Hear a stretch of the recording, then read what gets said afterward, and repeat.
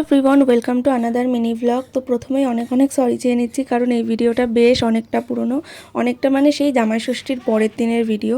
এইবার যেহেতু জামাই ষষ্ঠীর দিন ভেজ ছিল, তো ঠিক করা হয়েছিল জামাই ষষ্ঠীর পরের দিন মানে রোববার দিনই সব খাওয়া দাওয়ার আয়োজন করা হবে। তো মেনুতে অনেক কিছুই ছিল, খাসির মাংস, মুরগির মাংস, দাদুর জন্য মাছ করা হয়েছিল, ভাজা, চাটনি, পাঁপড়।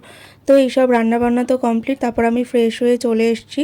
এরপর দিদি আগের দিন জাম নিয়ে এসেছিলো, তো সেটাই মাখিয়েছিল, তারপর সেটা সবাই মিলে খেলাম।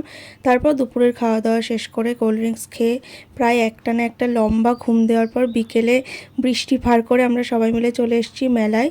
এটা হচ্ছে জামাই ষষ্ঠীর মেলা, বেশ বড়সড় একটা মেলা বসেছিল। তো প্রথমে মেলাটা একটু ঘুরে দেখার পর আমরা এখানে বন্দুক খেলা খেলেছিলাম, আর মায়েরা এই বল ছোড়ার এই খেলাটা খেলেছিল। তারপর আমরা একটু মেলা ঘুরছিলাম, আর সেই ফাঁকে দিদি, দাদা এরা সবাই মিলে ডিস্কোতে চড়েছিল। তো যাই হোক, আজকের দিনটা এইভাবেই কাটলো। তোমাদের জামাই ষষ্ঠী এবার কেমন কেটেছে অবশ্যই কমেন্টে জানিও, আর ভিডিওটা ভালো লাগলে চ্যানেলটা সাবস্ক্রাইব করো। বাই।